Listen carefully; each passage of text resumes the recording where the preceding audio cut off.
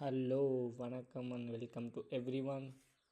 இன்றைக்கி நான் எதை பற்றி பேச போகிறேன்னா, Madras to Mexico how it is happened. நான் எப்படி மெக்சிகோ போயிட்டு ஒரு 3 மாதம் சர்வை பண்ணிவிட்டு அதுக்கப்புறம் இந்தியா திரும்ப வந்தனோ அந்த கதையை பற்றி பேசலான்னு இன்றைக்கி இருக்கேன். ஸோ குயிக்காக ஒரு சம்மரி என்னை பற்றி. லாஸ்ட்டு ஒரு 2 வருஷமாக நான் எம்பிஏ படித்தேன் ஐஏஎம் ராய்ப்பூரில். எம்பிஏ கோர்ஸ் முடிஞ்சிருச்சு ஏப்ரலோட.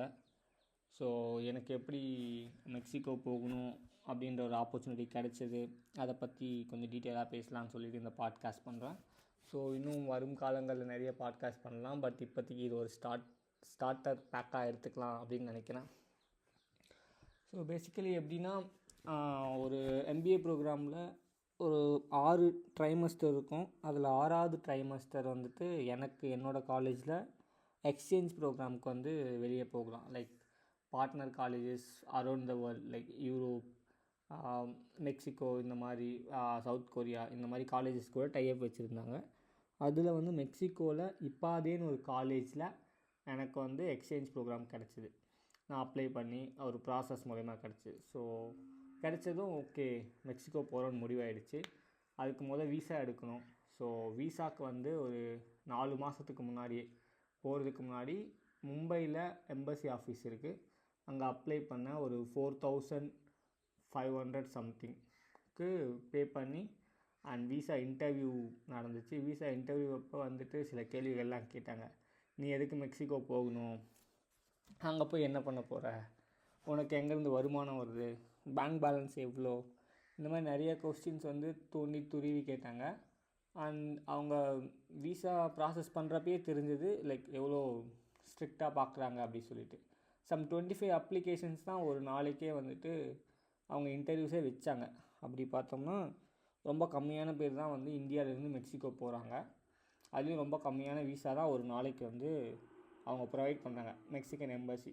ஸோ அதனால அது கொஞ்சம் சீக்கிரமாகவே பண்ண வேண்டியதாக இருந்ததுனால ஒரு 4 மாதத்துக்கு முன்னாடியே பண்ணி வாங்கியாச்சு.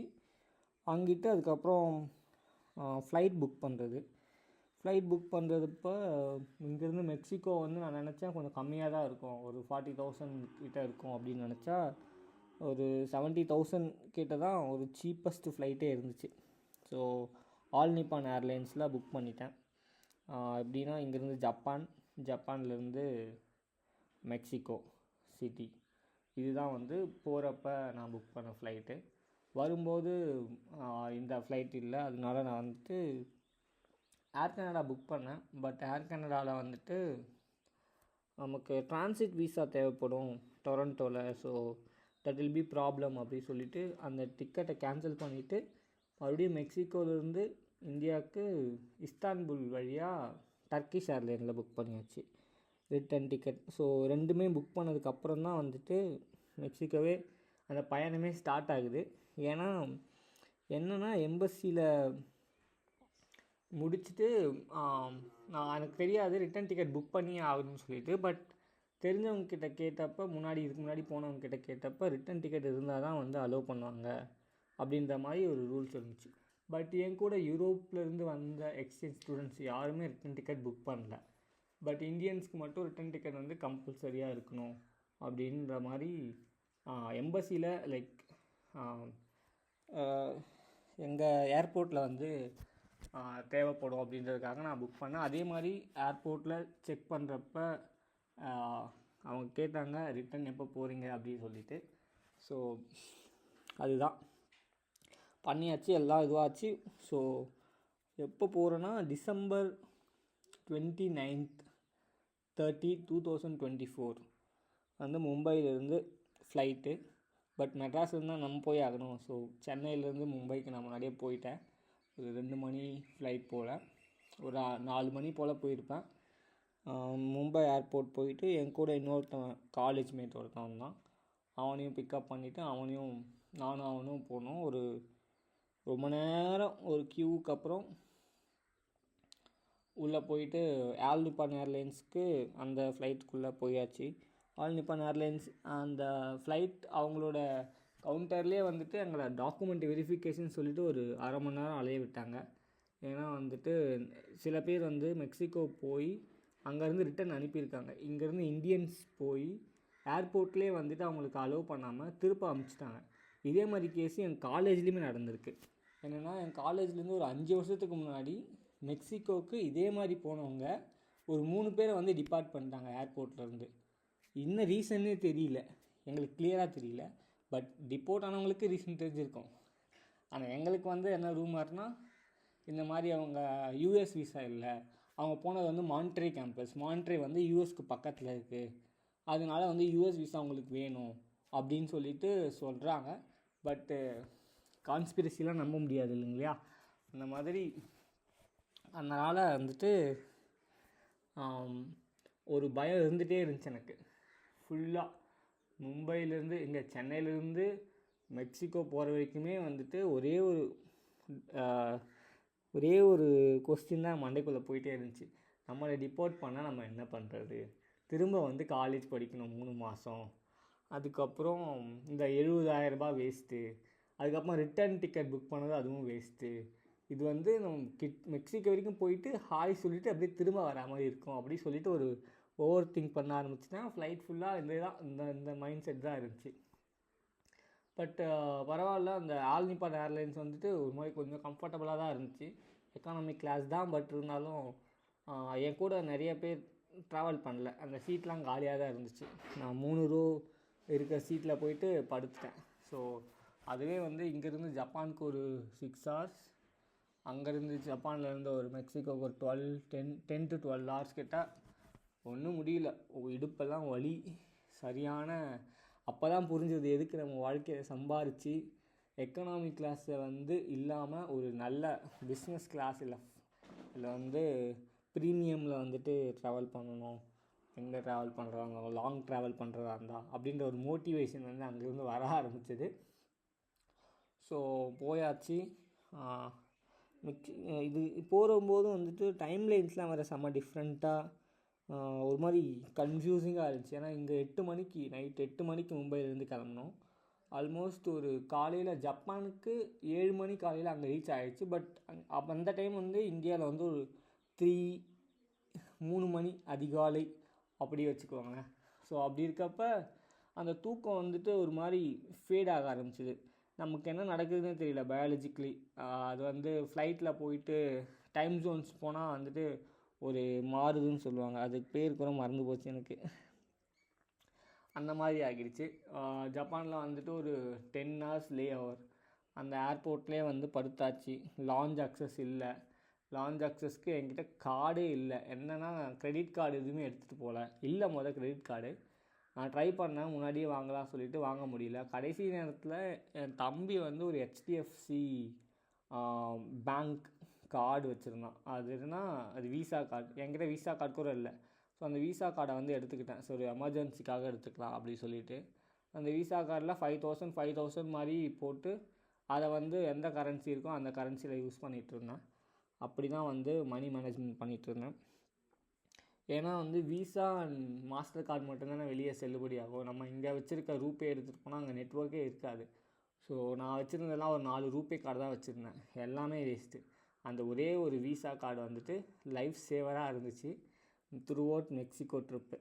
ஸோ ஜப்பானில் ஒரு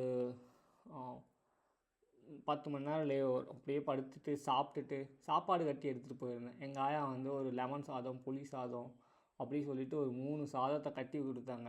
அதுதான் வந்து லைஃப் சேவராக இருந்துச்சு. நான் ரியலி சொல்கிறேன், நீங்கள் ஏதாச்சும் ஒரு இன்டர்நேஷ்னல் ட்ரிப் போகிறதா இருந்தால் இந்த மாதிரி புளி சாதத்தை கண்டிப்பாக எடுத்துகிட்டு போயிடுங்க, லெமன் சாதத்தை கண்டிப்பாக எடுத்துகிட்டு போயிடுங்க. ஏன்னா அந்த நேரத்தில் இந்த ஏர்போர்ட்டில் உங்களுக்கு பிடிச்ச ஃபுட் இல்லாமல் இருக்கலாம், காசு இல்லாமல் இருக்கலாம், அதிகமாக இருக்கலாம்.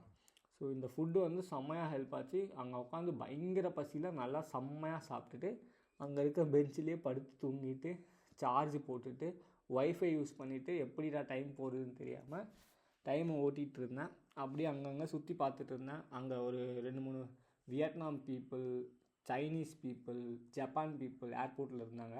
அவங்கக்கிட்ட கொஞ்ச நேரம் பேசிகிட்டு இருந்தோம். இந்த மாதிரி நல்லா போச்சு. இந்த 10 hours போனதே தெரியல, டக்குன்னு போயிடுச்சு. அண்ட் தென் ஃப்ளைட்டுக்குள்ளே போயிட்டு அங்கேருந்து மெக்சிகோ கிளம்பியாச்சு. மெக்சிகோவில் ரீச் ஆகிறப்ப கரெக்டாக ஒரு 3 மணி நினைக்கிறேன். பகல் 2 மணியும் 3 மணியும் அங்கே தான் வந்து ஆரம்பம் பயணம். இதில் என்னென்னா, நான் போகிறப்ப மெக்சிகன் கரன்சியே இல்லை. மெக்சிகன் பெசோஸ் தான் வந்து அங்கே யூஸ் பண்ணுற கரன்சி. ஸோ வந்து மெக்சிகன் கரன்சி நான் எடுக்கவே இல்லை. ஏன்னா இந்தியாவில் வந்து ரொம்ப ரேர். டெல்லியில் தான் வந்துட்டு அந்த பெசோஸே இருக்குது அப்படின்னு சொல்லிட்டு நான் கேள்விப்பட்டேன். ஆனால் டெல்லி போகிற அளவுக்குலாம் எனக்கு டைம் இல்லை. நான் டெல்லி போகிறதுக்கு விருப்பம் இல்லை. அதனால வந்துட்டு மெக்சிகன் பெசோவும் இல்லை என் கையில். சுத்தமாக ₹1 கூட இல்லை. ஒன்லி அந்த ஒரே ஒரு கார்டு, என் தம்பி கொடுத்த கார்டு, ஹெச்டிஎஃப்சி. அதுவும் கிரெடிட் கார்டு இல்லை, டெபிட் கார்டு. கூட வந்தவனும் வந்துட்டு பல கார்டெலாம் எடுத்துகிட்டு வந்தான். நிறையா ஃப்ரெண்டோட கார்டு, அவனோட கார்டு அப்படி சொல்லிவிட்டு. ஸோ அவன் வந்து போயிட்டு எக்ஸ்சேஞ்ச் பண்ணலான்னு சொல்லிட்டு போனால் அங்கே எக்ஸ்சேஞ்ச் ரேட்டு பயங்கர ஜாஸ்தியாக இருந்துச்சு ஏர்போர்ட்டில். ஸோ அதனால் எக்ஸ்சேஞ்ச் பண்ணவே இல்லை. அதுக்கப்புறம் என்ன பண்ணுறது தெரியாமல் நான் அங்கேருந்து ஒரு ஏர்பிஎன்பி புக் பண்ணியிருந்தேன் 3 மாதம் ஸ்டே பண்ணுறதுக்கு. அந்த ஸ்டே பண்ணுறது எப்படின்னா, லைக் ஏர்பிஎன்பி லிஸ்ட் கொடுத்துருந்தாங்க காலேஜில், இங்கெல்லாம் தங்கலாம் அங்கெல்லாம் தங்கலாம் சொல்லிட்டு. ஸோ அதனால் அந்த ஏர்பிஎன்பி வந்து புக் பண்ணிங்கன்னா நாங்கள் போகிறதுக்கு எப்படி போகிறதுன்னு தெரியல. ஏர்போர்ட் வந்தாச்சு, எம்பசி இருக்குது, எம்பசியில் அது என்ன கஸ்டம்ஸ் மெக்சிகன் ஏர்போர்ட்டில் அவங்க இம்மிக்ரேஷன் செக் வந்து பண்ணணும். இங்கே தான் வந்து ஒரு பெரிய ட்விஸ்ட்டு கதையில். என்னென்னா, இந்தியாவிலேருந்து மெக்சிகோ போகிறவங்க இம்மிக்ரேஷனில் பயங்கரமாக பார்க்குறாங்க அப்படின்றது ஒரு இன்ஃபர்மேஷன் எனக்கு கிடச்சிது. அதனால நான் என்ன பண்ணேன்னா, நம்ம மெக்சிகோ போகிறோன்னா எங்கே தங்குறோம், எதுக்காக போகிறோம், நம்மக்கிட்ட என்னென்ன டாக்குமெண்ட்ஸ்லாம் இருக்கணும், ரிட்டர்ன் டிக்கெட், இந்த மாதிரி டிக்கெட்லாம் கேட்பாங்க இமிக்ரேஷனில். ஸோ அதுக்காக நம்ம வந்து பேசிக்கலி ஃபுல்லி எல்லா டாக்குமெண்ட்ஸோடையும் போகணும். இல்லைனா இமிக்ரேஷன்லேயே பிடிச்சி வெளியே தள்ளிடுவாங்க, நீ போய் வராசா அப்படி சொல்லிட்டு. என் கூட வந்தவன் என்ன பண்ணான்னா, அவன் வந்துட்டு அவனுக்கு வந்து ஒரு டெம்பிளில் தங்க போகிறான். என்னென்னா, அவன் வந்து ஒரு இஸ்கான் டெம்பிளில் தங்க போகிறான். அதுக்கு வந்து ஒரு வீடு பார்த்துட்டான். அது அவங்க ரிலேட்டிவ் வீடு, தெரிஞ்சவங்களோட வீடு.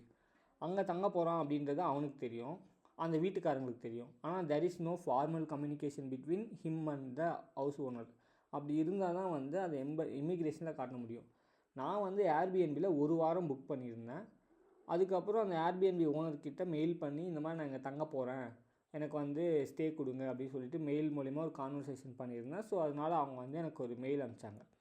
ஸோ இப்போ என்னென்னா, இந்த மாதிரி தான் இருந்துச்சு. ஸோ இது வரும்போதே நாங்கள் பேசிட்டோம், இப்படி தான் இருக்க போகுது, இந்த மாதிரி நீ வந்து ஒரு மெயில் வந்து உன் ஓனர்கிட்டேருந்து வாங்கிக்கோ அப்படின்னு அவங்கக்கிட்ட சொல்லிட்டேன். அவனும் வந்துட்டு நான் வாங்கிட்டேன் அப்படி சொல்லிட்டான். இந்தியாவிலேருந்து கிளம்புறப்ப இமிக்ரேஷன் கிட்டே வரப்போ வந்துட்டு, நான் மெயில் செக் பண்ணணும், ஒய்ஃபை வேணும் அப்படின்னு சொல்லிட்டு என்கிட்ட கேட்டான். இங்கே என்கிட்ட ஒய்ஃபை இல்லைடா, நம்ம இங்கே தான் ஏர்போர்ட்டில் தான் வந்து ஒய்ஃபை வந்து செக் பண்ணணும் அப்படின்னு பார்த்தா, ஏர்போர்ட்டில் ஒய்ஃபை ஒர்க் ஆகலை அந்த டைமில் அவனுக்கு. அதுக்கப்புறம் எப்படியோ ஒய்ஃபை கண்டுபிடிச்சி ஒர்க் ஆனதுக்கப்புறம் பார்க்குறான், ஐயோ மெயில் வரல, என்னடா மெயில் வரல, நீ தான் மெயிலேருந்து வாங்கிட்டியே அப்படின்னு நான் கேட்டால், நான் வந்து ஒரு மெயில் வாங்கினேன். அது வந்து மெக்சிகோ சிட்டியிலேருந்து ஒரு 600 கிலோமீட்டர் தூரத்தில் இருக்கிற இன்னொரு ஆசிரமத்தில் இருக்கிறவர் வந்து எனக்கு ஒரு மெயில் அனுப்பிச்சாரு, நீங்கள் தங்கிக்கலாம். அது வந்து நான் ஒரு எமர்ஜென்சிக்காக வச்சேன். பட் நான் ஆக்சுவலாக தங்க போகிறவங்க வந்துட்டு எனக்கு எந்த ஒரு மெயிலுமே தரல. அதனால வந்துட்டு நான் அவங்கக்கிட்ட கேட்டிருந்தேன். பட் இந்த இந்த ட்ராவலில் வந்துட்டு அவங்க இன்னும் பார்க்கல போல், எனக்கு வந்து இன்னும் கிடைக்கல அந்த மெயிலு அப்படின்னு சொல்கிறான். ஒரு குண்டை தூக்கி போடுறான். இதில் எனக்கு என்ன அதிர்ச்சினா, அவன் வந்து வாங்குறப்ப அந்த டெம்பரரி 600 கிலோமீட்டருக்கு அந்தாண்ட பக்கத்தில் இருக்கிறவர்கிட்ட வாங்குறப்ப என் பேரையும் மென்ஷன் பண்ணி, நானும் என் கூட வர தினகரனும் 2 பேரும் அந்த இடத்துல தான் தங்க போகிறோன்னு சொல்லிட்டு போட்டு மெயில் வாங்கி வச்சுட்டான் அவன். அந்த மெயில் அவங்ககிட்ட இருக்குது. நான் தனியாக ஏர்பிஎன்பியில் வாங்கின ஒரு மெயில் என்கிட்ட இருக்குது, நான் இங்கே தங்க போகிறேன்னு சொல்லிட்டு. அந்த க்யூவில் நிற்கிறப்ப அவன் எனக்கு முன்னாடி நின்ட்டான். நான் போய் ஃபஸ்ட்டு பேசுகிறேன், எதுவாக இருந்தாலும் பார்த்துக்கலாம் அப்படி சொல்லிட்டு. எனக்கு செம பயம். இப்போ அவன் காமிச்சானா, என் பேரும் இருக்கும் அவன் பேரும் இருக்கும், நாங்கள் 2 பேரும் ஒரே யூனிவர்சிட்டியில் தான் படிக்க போகிறோம், ஒரே இடத்துல தான் தங்க போகிறோம். இப்போ வெளியே மெக்சிகோலேருந்து இந்தியாவுக்கே திரும்ப அனுப்புகிறதா இருந்தால் 2 பேரையும் தான் அனுப்ப போகிறாங்க அப்படின்னு எனக்கு ஃபிக்ஸ் ஆகிடுச்சு மண்டைக்குள்ளே. அவ்வளோதான், போச்சு, நம்ம ட்ராவலே கான், நம்மளை தூக்கி வெளியே போகிறாங்க அப்படின்னு நான் முடிவு பண்ணிட்டேன். அப்படியே நின்றுட்டுருக்கேன், செம்ம ஆங்ஷியஸ், உடம்பெல்லாம் உதறுது. நான் முன்னாடி போகவா அப்படின்னு கேட்குறேன், இல்லை இவனை வந்து டிச் பண்ணிவிட்டு நம்ம போயிடலாமான்னு பார்க்குறேன். என்ன மாதிரிலாம் திங்க் பண்ணுது பாருங்கள் அந்த மனித புத்தின்ற மாதிரி பயங்கர ஃப்யூரியஸாக அப்படியே ஒரு நடுக்கத்தில் நின்றுட்டுருக்கேன். இதுதான் இப்படி தான் இருக்கணுமா என் மெக்சிகோ என்ட்ரி அப்படின்ற மாதிரி. அப்போ தான் வந்துட்டு எனக்கு முன்னாடி வந்து ஒருத்தர் நின்றுட்டு இருந்தார். அவர் யாருன்னா, நாங்கள் போகிற யூனிவர்சிட்டியோட எக்ஸிஸ்டிங் ஸ்டூடெண்ட். அவர் எங்கேருந்து வராருன்னா, அவரும் இந்தியாவிலேருந்து தான் வராரு. அவர் பேர் என்னென்னா கௌஸ்தவ். கௌஸ்தவ் அப்படி சொல்லிட்டு அவர்கிட்ட நான் சும்மா லைக் ஒரு ஆங்ஷியஸில் என்ன பண்ணுறது தெரியாமல் சும்மா பேசிகிட்டு இருக்கப்ப அவர்கிட்ட பேசினா அவர் சொன்னார், நானும் இந்தியாவிலேருந்து தான் வரேன், நீங்கள் எங்கேருந்து வரீங்கன்னு கேட்டார். நாங்களும் இந்தியாவிலேருந்து தான் வரோம். ஆமாம் நான் உங்களை பார்த்தேன், ஜப்பான்லேயே பார்த்தேன் அப்படின்னு சொன்னார். ஜப்பானில் பார்த்தீங்களா, எங்கே அப்படின்னு கேட்டப்ப லான்ச் அக்சஸ்க்கு நாங்கள் போய் கேட்டப்போ எங்களுக்கு நோ சொன்னாங்க. அதே மாதிரி இவரும் கூட வந்து கேட்டார் போல், அவருக்கும் நோ சொல்லியிருக்காங்க. ஸோ அந்த நேரத்தில் வந்து எங்களை பார்த்து பேசியிருக்காரு, எங்களுக்கே தெரியல. ஆனால் வந்து இமிக்ரேஷனுக்கு முன்னாடி நிற்கிறப்ப தான் எங்களுக்கு தெரியுது அவரும் இந்தியாவிலேருந்து தான் வராரு, அவரும் அதே யூனிவர்சிட்டியில் தான் படிச்சுட்ருக்காரு அப்படி சொல்லிட்டு. அப்போ வந்து அப்பாடா அப்படின்ற மாதிரி ஒரு ரிலீஃபாக இருந்துச்சு, கூட தெரிஞ்சவங்க ஏதோ இருக்காங்க அப்படின்னு சொல்லிட்டு. ஸோ அவர் வந்து எங்களுக்கும் முன்னாடி நின்றுட்டு இருந்தார். அவர் தான் ஃபஸ்ட்டு பேசினார் இமிக்ரேஷன்கிட்ட. அவர் ப்ரூஃப் எல்லாமே வச்சுருப்பார், ஏன்னா ஆல்ரெடி அவர் அங்கே படிச்சுட்ருக்காரு. அவர் வந்து ஒரு வெக்கேஷனுக்காக இந்தியா வந்து திரும்ப வந்து படிக்க போகிறாரு போல். நாங்கள் படிக்க போகிற அதே யூனிவர்சிட்டி தான், அவர் படிச்சுட்டுருக்கு அதே யூனிவர்சிட்டி தான். ஸோ அவர் ஃபஸ்ட்டு இமிக்ரேஷனில் போய் பேசிவிட்டு, இவங்கெல்லாம் வந்து என் காலேஜ் தான் வராங்க அப்படின்னு சொன்னார். ஓ அப்படியா, ஓகே ஓகே. பேசினது எல்லாமே ஸ்பானிஷ் தான், இமிக்ரேஷனில் ஸ்பானிஷ் தான், மெக்சிகோலேயே ஸ்பானிஷ் தான். மெக்சிகோ ஃபுல்லாகவே ஸ்பானிஷ் தான் பேசுவாங்க. மெக்சிகன் கல்ச்சுரல் லாங்குவேஜ் பேசுகிறது ரொம்ப ரொம்ப கம்மியான பேர், ஏன்னா ஸ்பானிஷ் ரூல் பண்ணதுனால அவங்க ஸ்பானிஷ் பேசுகிறாங்க. ஸோ அவர் வந்து ஒரு வேர்ட் ஆஃப் மவுத் மாதிரி சொல்லிட்டார், இவங்களே என் காலேஜ் தான் வராங்கன்னு சொல்லிட்டு. அதனால நாங்கள் போனப்போ எங்களை பார்க்குறப்பே ஒரு திருடனை பார்க்குற மாதிரி தான் பார்த்தாங்க, யார் இவனுங்க அப்படின்ற மாதிரி. ஃப்ளைட் டிக்கெட் கேட்டாங்க, ரிட்டன் டிக்கெட், அப்புறம் எங்கே தங்க போகிறீங்க, காலேஜில் அட்மிஷன் லைக் உங்களோட காலேஜ்லேருந்து கொடுத்த சர்டிஃபிகேட்ஸ்லாம் காட்டுங்க அப்படின்னு காட்டினோன்னே எல்லாத்தையும் காமிச்சோம். நல்ல வேலையாக அவங்க வந்து எங்கே தங்க போகிறீங்கன்னு கேட்கல அந்த டைமில். அப்பாடான்னு இருந்துச்சு. அப்போ தான் வந்துட்டு அப்பாடா நம்ம வந்து மெக்சிகோவுக்கு தான் போகிறோம், நம்மளை யாரும் வந்து துரத்தி அனுப்ப போகிறதில்ல அப்படின்ற ஒரு நிம்மதியே வந்துச்சு. அங்கேருந்து தான் மெக்சிகோ பயணமே தொடங்குது. ஸோ அப்போ தான் வந்துட்டு வெளியே வந்துட்டு எந்த கேப் புக் பண்ணுறது, எப்படி போகிறது ஒன்றும் தெரியல. அப்புறமா கௌஸ்டவ் கிட்ட பேசினோம். அவர் வந்து சும்மா நல்லா பேசினார், ஹெல்ப் பண்ணுற மாதிரி பேசினார். பட் ஆனால் அவர் வந்து போகிறது தங்கி இருக்கிறது வேறு இடம். ஸோ அவர் போயிட்டார். அப்புறம் நானும் இவனும் என் கூட வந்த பீம்ராஜும் என்ன பண்ணுறது தெரியாமல் அவன் ஊபரில் புக் பண்ணான். அவனுக்கு தெரிஞ்ச வீடு ஒருத்தர் இருக்குது, அந்த வீட்டுக்கு கூப்பிட்டு போகிறேன்னு சொல்லிட்டு. ஆனால் நான் போக வேண்டிய ஏர்பிஎன்பி அங்கேருந்து கொஞ்சம் தூரம். பட் என்கிட்ட எதுவுமே இல்லை, காசு இல்லை, பைசா இல்லை, கார்டு ஒர்க் ஆகுமான்னு தெரியாது, அங்கே கேப் டிரைவர்கிட்ட எப்படி பேசணுன்னு தெரியாது, சார்ஜ் வந்து 5% தான் இருந்துச்சு, ஒன்றும் பண்ண முடியல. ஸோ அதனால் நான் பீம்ராஜ் கூட தான் போனேன். ஒரு கேபுக்குள்ளே போனோம். ஒரு வயசான கேப் டிரைவர் வந்தார். அவர்கிட்ட கேட்டோம், கார்டெலாம் அக்செப்ட் பண்ணுவீங்களான்னு. அவர்லாம் நோ அப்படின்ட்டாரு. பட் புக் பண்ணியாச்சு, சொந்த கார் இருக்காங்க, அவங்க பே பண்ணுவாங்க அப்படின்னு சொல்லிட்டு 2 பேர் ஏறி உட்காந்துட்டு போனால் அவங்க சொந்தக்கார வீட்டுக்கு போனோம். அவங்க இந்தியன் தான், ஆனால் மெக்சிகோவில் செட்டில் ஆகிருந்தாங்க. அவங்க வந்து ரிசீவ் பண்ணிவிட்டு எங்களுக்கான எல்லா பேமெண்ட்டும் வந்துட்டு அவங்களே பண்ணிட்டாங்க, கார் பேமெண்ட்.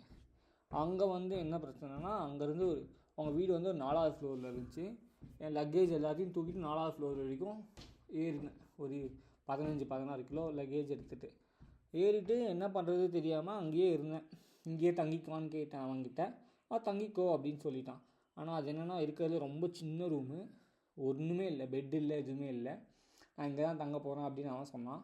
ஐயோ இங்கே தங்கினா எனக்கு என்னடா ஆகுறது அப்படின்னு நான் ஏர்பிஎன்பியே போகிறேன், எனக்கு கேப் மட்டும் போட்டு விட்டுருங்க ப்ளீஸ் அப்படி சொல்லிவிட்டு அவங்கக்கிட்ட கேட்டேன். அங்கே அவங்களும் வந்துட்டு ஓகே உங்கள் லொக்கேஷன் சொல்லு, கேப் போட்டு விட்டுறேன் அப்படின்னு சொன்னாங்க. லொக்கேஷன் சொன்னால் கேப் போட்டாங்க. பைசா வந்துட்டு அவங்களே பே பண்ணிட்டாங்க. ஆப் மூலயமாவே, ஆப்பில் வந்து கார்டு வச்சுருந்தோம்னா அது மூலயமாவே பே பண்ணிடலாம். ஸோ அந்த இது வந்துட்டு எனக்கு அப்புறமா தான் தெரிஞ்சுது, அங்கே போனதுக்கப்புறம் தான். ஸோ அவங்க பே பண்ணி விட்டாங்க. வீட்டுக்கு போயாச்சு. ஏர்பிஎன்பி சாவிலாம் கொடுத்தாங்க. உள்ளே போயிட்டு செக்இன் பண்ணிவிட்டு சரியான பசி. அப்போ தான் அந்த புளிசோறு மறுபடியும் எடுக்கிறேன். அப்படியே இருந்துச்சு. 2 நாள் எனக்கு ட்ராவல், லிட்ரலி 30 மணி நேரம் இந்தியாவிலேருந்து மெக்சிகோ வர்றதுக்கு. 30 மணி நேரத்துக்கும் எனக்கு அந்த புளி சாதமும் அந்த லெமன் சாதமும் தான் வந்துட்டு அமிர்தமாக தெரிஞ்சுது அந்த நேரத்தில். செம பசியில் எடுத்து சாப்பிட்டுட்டு ஃபுல்லாக வாஷ் பண்ணி வச்சுட்டு ஒரு தூக்கத்தை போட்டேன். சரி தூக்கம், பயங்கரமான தூக்கம். ஜெட்லேக்லாம் வந்துட்டு ஹிட் ஆகாத போது அப்போ கொஞ்சம் டயர்டாக இருந்தனால தூக்கத்தை போட்டேன். அப்புறமா தான் ஜெட்லேக்னால் என்னென்னு தெரிய வருது. அன்றைக்கி நைட்டு ஃபுல்லாக தூக்கமே வரல. அது வேறு விஷயம். 4 மணி வரைக்கும் முடிச்சுட்டே இருந்தேன்னா அப்போ இந்தியாவில் 4 மணி. ஸோ ஜெட்லேக்னால் பாடி வந்துட்டு எந்த டைம் ஜோனில் இருக்கேன், என்னடா பண்ணிகிட்ருக்கு அப்படின்ற மாதிரி என்னோடய பாடி கிளாக் வந்து எனக்கு கேட்க ஆரம்பிச்சிருச்சு. அதனால் அன்றைக்கி ஒரு நாள் ஃபுல்லாக தூங்காமே அப்படியே இருந்தேன். அதுக்கப்புறம் என்ன பண்ணுறது ஏது பண்ணுறதுன்னு எதுவுமே தெரியல. ஸோ ஏர்பிஎன்பி அந்த ஓனர் வந்துட்டு நான் படிக்கிற காலேஜில் படித்தவங்க தான். ஸோ அவங்க கொஞ்சம் ஹெல்ப்ஃபுல்லாக இருந்தாங்க கூட. அப்போ தான் வந்துட்டு எனக்கு அதுக்கு முன்னாடி ஒரு இந்தியன் கான்டாக்ட்ஸ் 2-3 பேர் இருந்தாங்க. அந்த காலேஜில் படித்து மெக்சிகோலேயே செட்டில் ஆனாங்க. அவங்க கான்டாக்டை வந்துட்டு அந்த ஏர்பிஎன்பி காரங்க மூலயமா நான் வரதுக்கு முன்னாடியே வாங்கிட்டேன். அவர்கிட்ட தான் பேசிகிட்டு இருந்தேன். அவர் தான் ரொம்ப ரொம்ப ஹெல்ப்ஃபுல்லாக இருந்தார். பாசு அப்படி சொல்லிட்டு சரியான ஹெல்ப்ஃபுல்லான பர்சன்.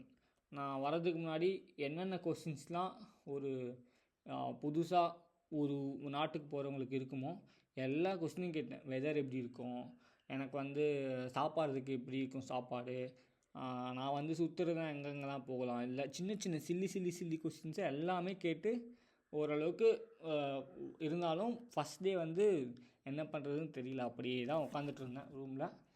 ஸோ அதுக்கப்புறம் தான் மறுநாள் காலையில் அவருக்கு மெசேஜ் பண்ணேன். இந்த மாதிரி வந்துட்டேன் மெக்சிகோ, இப்போ என்ன பண்ணுறதுனே தெரியல, என்கிட்ட கையில் காசு இல்லை, என் கார்டு ஒர்க் ஆகுமான்னு தெரியல, அப்படி இப்படின்னு நிறையா புலம்புனேன். அவர் வந்துட்டு அந்த நேரத்தில் அவர் குவாதலஹாராவில் இருந்தார். நான் போனது மெக்சிகோ சிட்டி வந்து மெக்சிகோட கேபிட்டல் லைக் டெல்லி மாதிரி. குவாதலஹாரா வந்து மும்பை மாதிரி வச்சுக்கோங்களேன். ஒரு ரொம்ப தூரம் மெக்சிகோ சிட்டியிலேருந்து நார்த்தில் போகணும். ஸோ அவர் அங்கே இருந்தார். அங்கே ஒர்க் பண்ணுறாரு. குவாதலஹாரா வந்து இன்னொரு பிக்கஸ்ட் சிட்டி இன் மெக்சிகோ.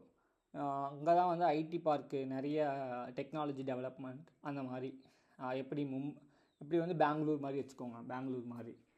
ஸோ அவர் அங்கே இருந்ததுனால அவரை மீட் பண்ண முடியாது. அப்போ அவர் வந்து ஒரு கான்டாக்ட் கொடுத்தாரு.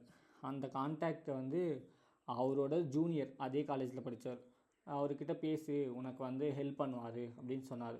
நான் உடனே மெசேஜ் பண்ணேன், இந்த மாதிரி வந்திருக்கேன், ஒரு நாள் ஆகிடுச்சு, எனக்கு என்ன பண்ணுறது தெரியல அப்படின்ற மாதிரி மெசேஜ் பண்ணேன். சாப்பிட்டீங்களா அப்படின்னு கேட்டார். இல்லை எதுவுமே சாப்பிடல அப்படின்னோடனே ஓகே ஒரு 9-10 மணிக்காக பார்க்கலாம், நான் உங்கள் வீட்டு பக்கத்தில் தான் இருக்கேன் அப்படின்னு சொன்னார். பார்த்தா என் வீட்டிலேருந்து ஒரு 200 மீட்டர் 300 மீட்டர் தூரத்தில் தான் இருந்தார். ஸோ அவர் வந்து பிக்கப் பண்ணிவிட்டு நாள் இல்லை 2வது நாள், அதாவது நைட் இல்லாமல் காலையில் மெக்சிகோவில் முதல் காலை வேலை லக்காசா டி டோனியோ அப்படின்னு ஒரு ஹோட்டல், ஒரு மாலுக்கு கூப்பிட்டு போயிட்டு அங்கே இந்த ஒரு ஹோட்டல் இருந்துச்சு. அந்த ஹோட்டலில் ஒரு சரியான ஃபுட்டு என்னதுன்னா சில்லக்கிலாஸ்ன்னு சொல்லிட்டு ஒரு சிப்ஸு மாதிரி இருக்கும். ப்ளஸ் வந்துட்டு சிக்கன் இருக்கும். சிக்கனை வந்து கட் பண்ணி போட்டிருப்பாங்க. சில்லக்கிலாஸ் போயோனா சிக்கன். ஸோ அதை வந்து ஆர்ட்ரு பண்ணலாம், இது நல்லாயிருக்கும், நீ ஆர்ட்ரு பண்ணுன்னு சொன்னார். ப்ளஸ் ஒரு ஹாட் சாக்லேட், ப்ளஸ் ஒரு நராகானா வந்துட்டு ஆரஞ்சு ஜூஸ். அப்போ எனக்கு அந்த நராகா சுத்தமாக பிடிக்கவே இல்லை. ஸோ அதை ஆர்ட்ரு பண்ணார். ஒரு ஃபுல் மீல் மாதிரி சரியாக இருந்துச்சு. அப்போ அருந்த பசிக்கு அப்பாடா, அப்போ தான்டா ரொம்ப நாள் கழித்து, ஒரு 2 நாள் கழித்து வந்து ஒரு லெமன் சாதம் புளி சாதம் இல்லாமல் புது சாப்பாடு சாப்பிட்டப்ப சிறப்பான ஒரு நாளாக இருந்துச்சு. ஸோ சாப்பிட்டு முடிச்சுட்டு அவர்கிட்ட காசு கூட கேட்கல, ஏன்னா அவங்ககிட்ட காசு இருக்காது, இது என்னோடய ஃபஸ்ட்டு ட்ரீட்டாக வச்சுக்கோ, மெக்சிகோக்கு இப்போ தான் வர, எக்ஸ்ப்ளோர் பண்ணு, அதுக்கப்புறமா பார்த்துக்கலாம் அப்படி சொன்னார். ஸோ ஒரு மாதிரி ரொம்ப நிம்மதியாக இருந்துச்சு. ஓகே, யாரோ ஒருத்தவங்க எங்கேயோ ஒரு மூலையில் நமக்கு வந்துட்டு ஹெல்ப் பண்ணுறாங்க, காசு கூட வாங்க மாட்டேன்றாங்க. அந்த கேப் போட்டவங்களும் ₹1 கூட வாங்கலை. நான் திருப்ப தரேன்னு சொன்னேன். இல்லை என்னோட இதுவாக இருக்கட்டும், முறை கண்ட்ரிக்கு வரீங்க இருக்கட்டும் அப்படின்னு சொல்லிட்டு. அவங்க இந்தியாவிலேருந்து வந்து செட்டில் ஆனவங்க தான். இவரும் இந்தியாவிலேருந்து வந்து மெக்சிகோவில் செட்டில் ஆனவர் தான், இங்கே ஒர்க் பண்ணிகிட்ருக்காரு. ஸோ ஒரு மாதிரி ரொம்ப கிரேட்ஃபுல்லாக இருந்துச்சு டு தோஸ் பீப்புள். யாருன்னே தெரியாதவங்களுக்கு ஹெல்ப் பண்ணுறாங்க, இந்த மாதிரி ஒரு கெஸ்டர் வந்துட்டு வாவ் அப்படின்ற மாதிரி இருந்துச்சு. ஸோ நல்ல சாப்பாடு சாப்பிட்டுட்டு அதுக்கப்புறம் எனக்கு சிம் வாங்க வேண்டியது இருந்துச்சு. மெக்சிகன் சிம் அதில் வந்து ஒரு 2-3 பிராண்ட் இருந்துச்சு. அதில் எது சூஸ் பண்ணணும். ப்ளஸ் என்னோடய சார்ஜர் வந்துட்டு அங்கே டிஃப்ரெண்ட்டாக இருந்துச்சு. என்னென்னா நம்ம சார்ஜர் வந்துட்டு இப்படி 3 பின் 2 பின், பட் அங்கே வந்து டிஃப்ரெண்ட்டான ஒரு போர்ட். ஸோ அதில் வந்து என்னோடய சார்ஜரே போட முடியல. அதனால் சார்ஜர் வாங்கணுன்னு அங்கே தேடினா கிடைக்கல. நீ வந்து அங்கே வால்மார்ட் இருக்கும், நீ அங்கே போய் தான் வாங்கணும் அப்படி சொன்னார். வால்மார்ட் கொஞ்சம் தூரமாக இருக்கும், நீ கொஞ்ச நேரம் கழித்து வந்து கொஞ்சம் நடந்து போயிட்டு எக்ஸ்ப்ளோர் பண்ணு, இப்போ வந்து வீட்டுக்கு போகலாம் அப்படி சொல்லிட்டு போனோம். நான் போயிருந்த டைம் ஜனவரி 2 அப்போ அங்கே ரீச் ஆனேன். ஜனவரி இல்லை, டிசம்பர் 31 ரீச் ஆகிட்டேன் ஆக்சுவலி. மறுநாள் வந்து நியூ இயர் மெக்சிகோவில். ஸோ டிசம்பர் 31 ரீச் ஆகியாச்சு. எப்படின்னா டிசம்பர் 30 தான் ஏறினேன், பட் டிசம்பர் 29 தான் வந்து இந்தியாவில் ஏறினேன். பட் டிசம்பர் 30 வந்து மெக்சிகோவில் இருந்தேன். ஏன்னா வந்து மெக்சிகோவில் வந்து ஒரு 12 hours லேகில் இருப்பாங்க. ஸோ அந்த டைம் மேட்ச்னால எப்படியோ 31 முன்னாடியே போயாச்சு. அப்புறம் அவர் வந்து ஏதாச்சும் பிளான் இருக்கா மெக்சிகோவில் நியூ இயர்க்குன்னு கேட்டார். எனக்கு எங்கெங்கே பிளான் இருக்க போது, நானே இப்போ தான் வந்தேன், எதுவுமே ஃபிகர் அவுட் பண்ணல. ஸோ எல்லாத்தையும் ஃபிகர் அவுட் பண்ணணும் அப்படி சொல்லிட்டு இருந்தேன் அவர்கிட்ட. அதுக்கப்புறம் சார்ஜர், ஃபோனுக்கு என்ன பண்ணுறது, எப்படி மணி வந்து எடுக்கிறது அப்படின்லாம் நிறைய டவுட் இருந்துச்சு. அப்போ தான் அவர் சொன்னார், நீ வேணால் என்கிட்ட பெசோ வாங்கிக்க, எனக்கு வந்து இந்தியன் ருப்பீஸில் வந்து சென்ட் பண்ணு, உனக்கு வந்து நான் காசு தரேன் அப்படின்ற மாதிரி சொன்னார். ஸோ அப்போ அவர்கிட்ட கைக்கு வந்து எதுவுமே இல்லை, அதுக்கு ஒரு 200 பெசோ இருந்தால் கொடுங்க அப்படி சொல்லி வாங்கி வச்சுக்கிட்டேன். அதுக்கேற்ற இந்தியன் ருப்பீஸ் சென்ட் பண்ணிட்டேன். ஒரு பெசோ வந்துட்டு 4 ரூபா, 4.2 சம்திங் இந்தியன் ருப்பீஸில். ஸோ 200னா 850 ருப்பீஸ் இந்தியன் ருப்பீஸ் வந்து அதுக்கு நான் சென்ட் பண்ணிட்டேன் கூகுள் பேயில். ஸோ அப்படி தான் வந்து ஃபஸ்ட் டே வந்து ஸ்டார்ட் ஆச்சு. So thank you so much for listening for the through out this first episode. So இதுக்கப்புறம் இன்னும் நிறைய வந்துட்டு இதுக்கப்புறம் என்ன நடந்துச்சு, எப்படி வந்துட்டு ஃபுட்டு வந்து எப்படி மேனேஜ் பண்ணேன், என்னோடய மொபைல் நெட்ஒர்க் எப்படி மேனேஜ் பண்ணேன், லைக் எவ்ரிதிங்.